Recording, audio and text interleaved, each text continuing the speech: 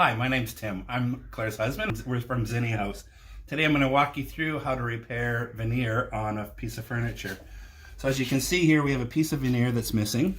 And what I normally do is I take a knife and see if it's coming apart. So that's coming apart there. So what I do is I just cut it close to the edge and then take my putty knife, a thin putty knife, and pick it up, pick it off so that all the loose parts are missing.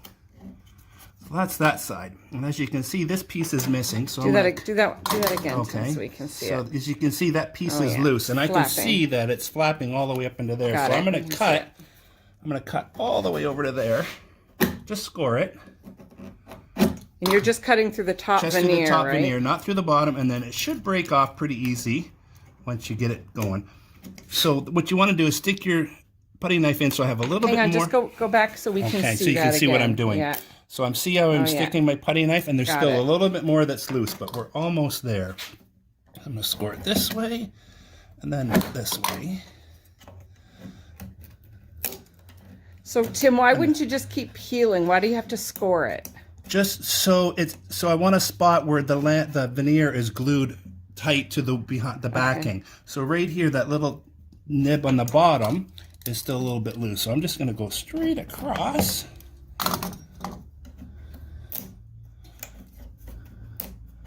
And as you can see, all around the edges. So you're just testing the edges. I'm taking the edge of the putty knife in to see if it's still loose. And I'm going all the way around. To the area where it's still fully glued to the back. Yeah. So I'm going all the way around. Great. So now what I do is I like using Elmer's Carpenter's wood glue, and it's color changing. So as you'll see, when I open it, it's a pretty color. Handy tool there. It's a pretty color pink. Okay. So when it dries beige. Okay. Tan color. So you know when it's dry. Got it. So this piece here, I would say this. Why don't you let me use that in the house?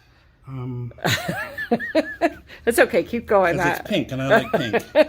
So what we want to do, this is gonna take a couple of layers to put on. So what I do is I use a thin putty knife and just push it on, nice and thin, all the way around. And you're going over the edges, pushing it into the edges so it adheres to the little cracks. Okay. All right.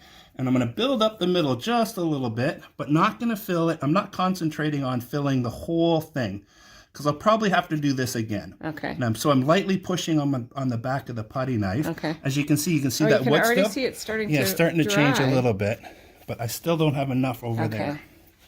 So just a little bit there. You can kind of play with it. This is pretty forgiving. It takes about, this piece here would probably take about 3 hours to dry with this much. Okay, because it's thicker. It's thicker, yeah. All right. So now I'm just going to leave it, and then we'll come back and we'll show you part 2. Great, thanks.